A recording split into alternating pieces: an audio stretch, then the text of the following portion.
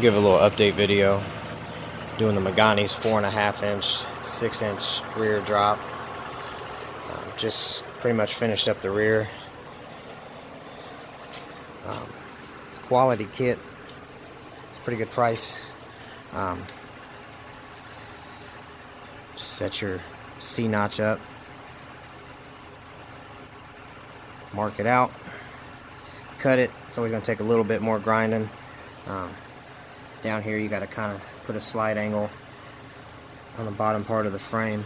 Went right in there, C-clamped it down, drilled a hole here and here, put bolts in so I could finish out the rest of the hole so it wouldn't move. I mean, it's pretty tight in there, it wasn't going to move anyways, but put new U-bolts on. McGaughys uses the factory length U-bolts. These are new. I'll get you the part number. They're slightly longer than factory, but my truck's in pretty good condition, and the factory ones were definitely not usable. Here's the part number I used, the size. I'm finishing this side up now. I'm just going to stitch weld it also. You don't have to, but I'm doing it for extra strength. I'm just going to put a couple stitches in, a couple in the rear,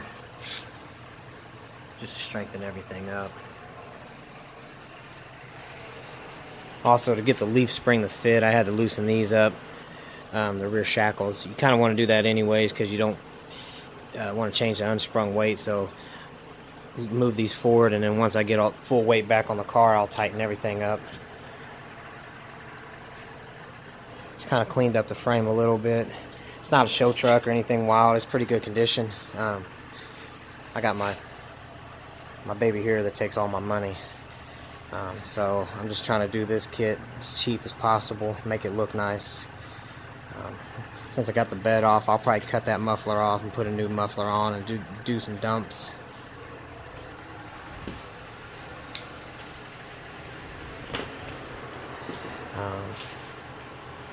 Other than that, once I start the front, I'll do another video. I'll try and be more in depth by myself, so it's hard to do things and record.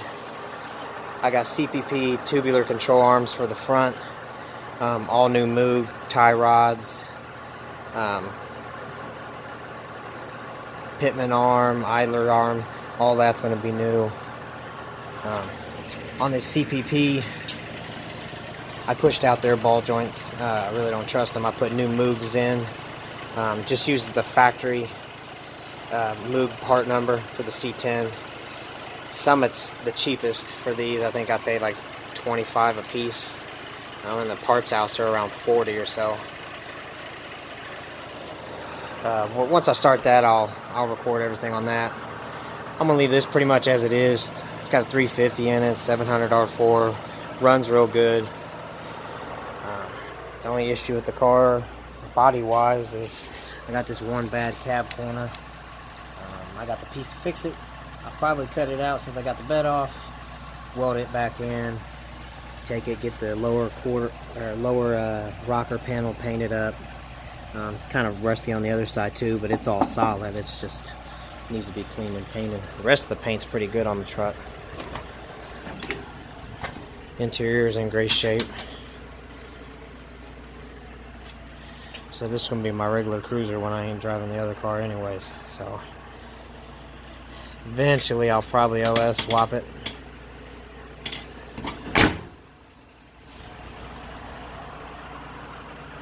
But if you got any questions on, installing the kit, the instructions were really good. It's pretty straightforward.